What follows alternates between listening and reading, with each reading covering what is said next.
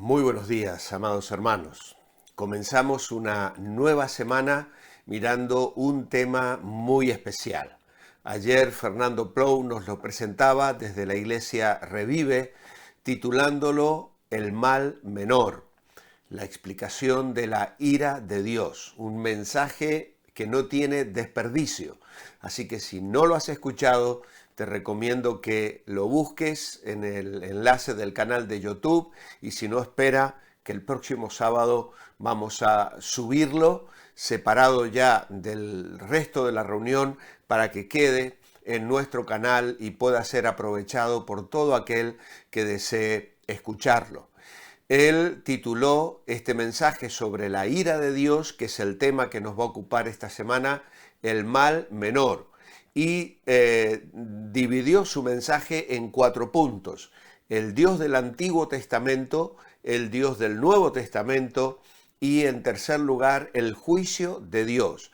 Y finalmente un cuarto punto sobre el mal menor, explicando la importancia de que Dios revele su ira, la dé a conocer y que como creyentes estemos preparados y esperando la manifestación de amor de un Dios que también ante el pecado demuestra su ira.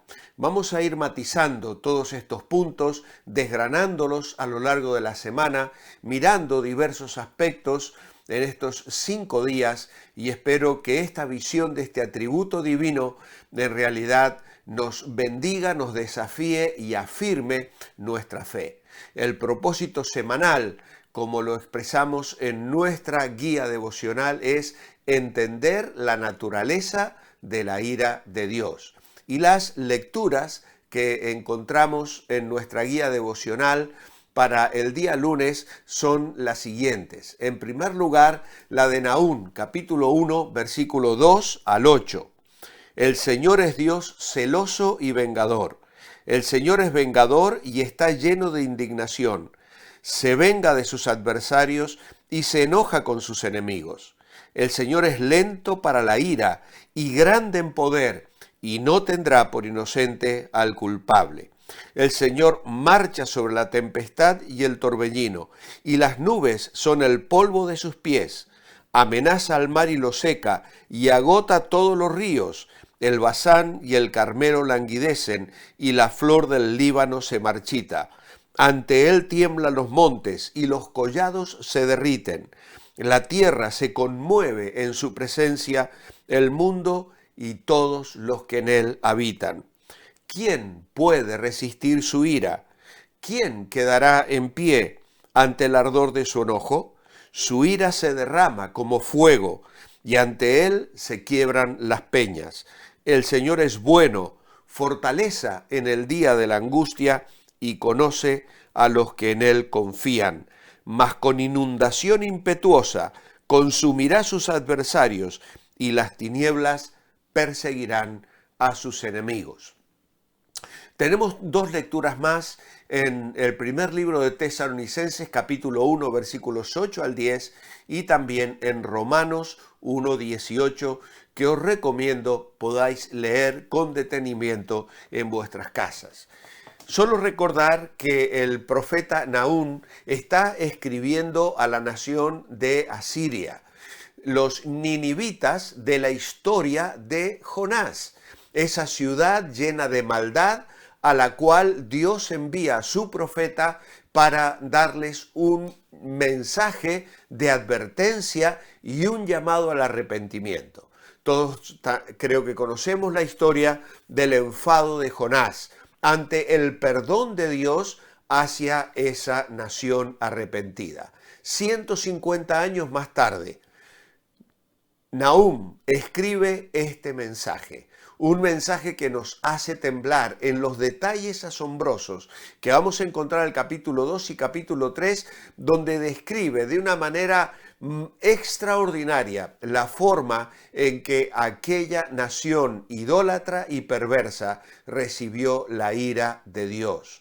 Dice el profeta: sobre quién no pasó continuamente tu maldad. Y sin embargo llegó el día en que Dios dijo: basta, 150 años antes había extendido su misericordia, pero ahora esta nación pecadora habría de recibir la justa ira de Dios. Así que leed, si queréis, todo el libro de Nahum. Hay lecciones verdaderamente extraordinarias en ella. Cuando hablamos de la palabra ira, podemos definirla como enojo e indignación intensa y profunda. El enojo se define como el desagrado, el resentimiento y el profundo antagonismo que se experimenta ante la presencia de los daños ocasionados o los insultos. La indignación es el enojo justo que producen la injusticia y la bajeza. Eso es la ira. Y la ira, nos informa la Biblia, es un atributo de Dios. La costumbre moderna en toda la iglesia cristiana es la de restarle importancia a este tema. Los que todavía creen en la ira de Dios, porque lamentablemente no todos creen, hablan muy poco de ella. Tal vez no le den la mayor importancia a un mundo que se ha vendido descaradamente a los dioses de la codicia, el orgullo, el sexo y la autodeterminación. La iglesia le sigue hablando incluso con desgana de la bondad de Dios, pero no le dice prácticamente nada sobre el juicio. ¿Cuántas veces en los 12 meses transcurridos has oído un sermón sobre la ira de Dios? ¿O cuántas veces se trata de un ministro del Evangelio ha predicado sobre ese tema? No se oye sobre este tema en las radios o televisiones cristianas, ni se encuentran artículos sobre el tema en las diversas publicaciones y revistas. Este tema se ha convertido en un tabú en la sociedad moderna y en general los cristianos, lamentablemente, han aceptado el tabú y se han acomodado de tal modo que jamás mencionan la cuestión. En realidad, prefieren hablar de otras cosas o ignorarlo abiertamente. Por eso, haremos bien en preguntarnos si está bien que así sea, porque la Biblia en realidad obra de una manera absolutamente diferente. Fácilmente entendemos que el tema no es popular, pero los escritores bíblicos hacen referencia a él constantemente y lo hacen ambos testamentos, destacando con vigor la realidad y el terror de la ira de Dios. Ping, un famoso predicador y escritor de libros, dijo: una mirada a la concordancia nos revelará que en las escrituras hay más referencias al enojo, al furor y la ira de Dios que a su amor y benevolencia. La Biblia elabora el concepto de que así como Dios es bueno con los que confían en Él, también es terrible para con aquellos que no lo hacen. Hemos leído ya Nahum capítulo 1 versículo 2 al 8. Y la esperanza de Pablo de que el Señor Jesús aparecerá un día en llama de fuego para dar retribución a los que no obedecen al Evangelio es indicación suficiente de lo que destacaba, de que lo que Nahum destacaba no es algo limitado al Antiguo Testamento. En efecto, en todo el Nuevo Testamento, la ira de Dios, o simplemente la palabra ira, constituyen prácticamente términos técnicos para expresar cómo Dios se va a levantar con fines retributivos por cualquier medio contra aquellos que lo han desafiado. Y hay varias lecturas sugeridas sobre este tema. Romanos 2:5, Romanos 5:9, 12:19, 13:4, en Primera Tesalonicenses 1:10, 2:16, Apocalipsis 6:16, 16:19. Entre muchas otras citas.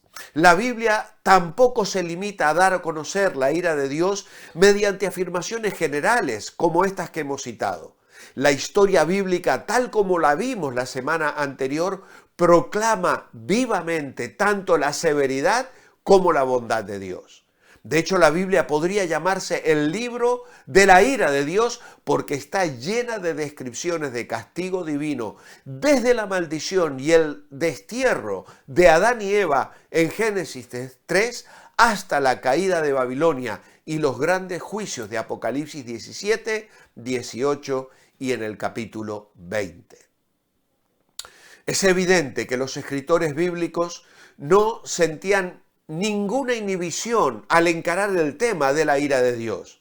¿Por qué entonces la vamos a tener nosotros? ¿Qué es lo que la Biblia proclama? ¿Y por qué nosotros nos sentimos obligados a guardar silencio? ¿Qué es lo que nos hace sentir incómodos y avergonzados cuando surge este tema? De modo que lo intentamos suavizar o intentamos incluso eludirlo cuando alguien nos pregunta acerca de él. ¿Cuál es la causa de que titubeemos y encontremos dificultades para explicarle a la gente acerca de la ira de Dios? Y no estamos ahora pensando en aquellos que rechazan la idea de la ira divina simplemente porque no están preparados para tomar en serio ninguna parte de la fe bíblica. Estamos pensando más bien en los muchos que consideran que están dentro, que tienen creencias firmes, que creen con firmeza en el amor y la misericordia de Dios y en la obra redentora del Señor Jesucristo y que siguen fielmente las enseñanzas de las Escrituras en muchos otros aspectos, pero que vacilan cuando se trata del asunto que nos ocupa hoy aquí. La ira de Dios, en realidad, en la Biblia, es su repulsión contra el mal, su decidido descontento con el pecado y los pecadores. La ira de Dios no es un concepto popular en nuestras naciones.